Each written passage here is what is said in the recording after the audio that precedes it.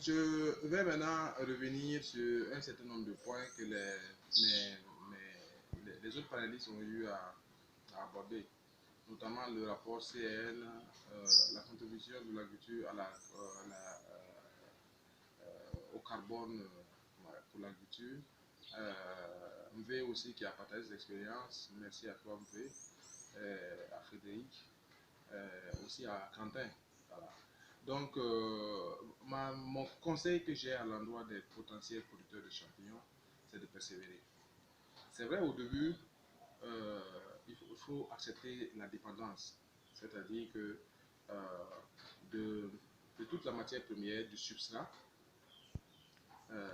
à la semence, il faut accepter d'être dépendant jusqu'à ce qu'on maîtrise un certain nombre de paramètres avant de commencer, en tout cas, le processus de développement, de l'autodéveloppement. L'autodéveloppement, ça veut dire quoi? Ça veut dire arriver à produire soi-même ses substrats, à créer soi-même ses substrats favorables, arriver à créer soi-même ses semences. Voilà. Et ensuite, je pense qu'à ce moment, on devient très autonome. À notre niveau, nous avons eu de la formation. Un de mes formateurs est dans le forum, Papa Fodio, depuis le Cameroun, beaucoup à toi. Il m'a formé à la multiplication de la semence. Il m'a formé à la multiplication de la semence.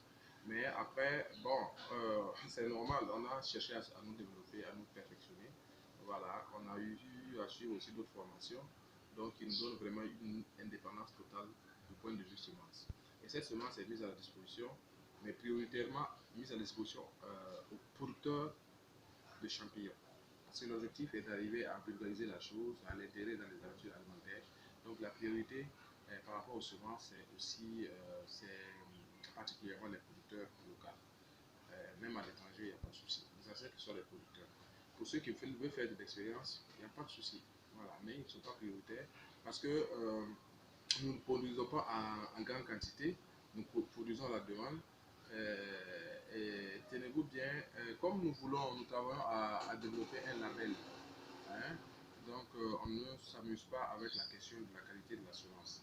Donc c'est de la semence de première génération que nous mettons à disposition. Première génération parce que c'est sûr qu'avec les semences de première génération, on a moins de, ça résiste beaucoup plus aux contaminants. Voilà. Donc, et puis du point de vue économique, c'est beaucoup plus rentable en termes de volume de rendu. Voilà. Donc, nous avons la semence de première génération que nous mettons à disposition des producteurs. Voilà. Bon, alors, une chose est de produire, une autre chose aussi est de pouvoir écouler. En local, nous proposons aux gens même un rachat. Voilà, un rachat de leur production, l'intégralité de la production, pour peu qu'on soit sous contrat, qu'on ait un calendrier de production bien clair.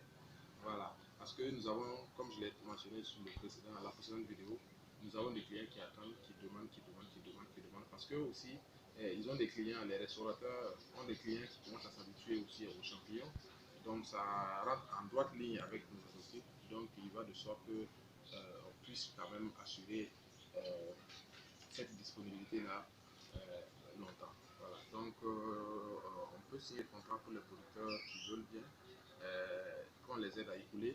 Le temps, on ne veut pas se faire le monopole de l'achat et de la vente de champignons. On veut aussi les donner le temps de se créer leur propre réseau d'écoulement, leur propre cycle d'écoulement. Voilà.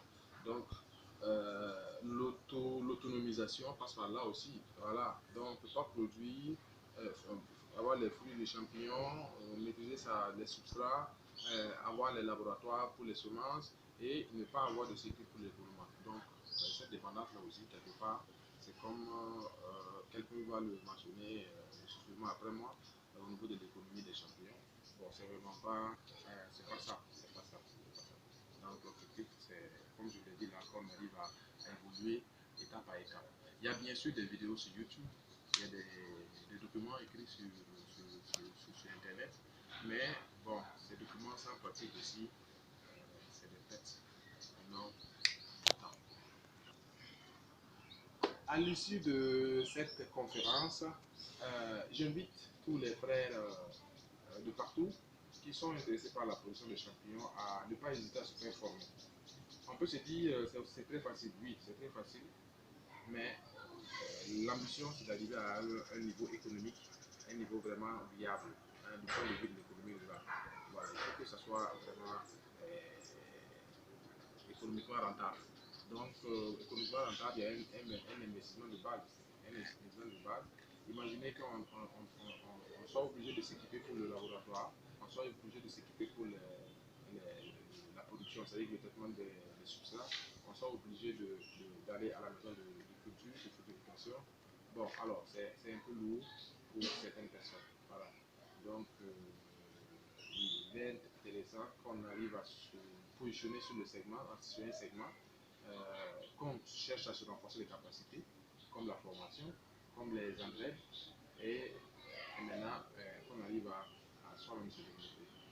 Voilà. À l'issue de cette conférence, je voudrais inviter ou informer tout le monde que nous avons pour ambition de créer un réseau de producteurs de champignons en Afrique.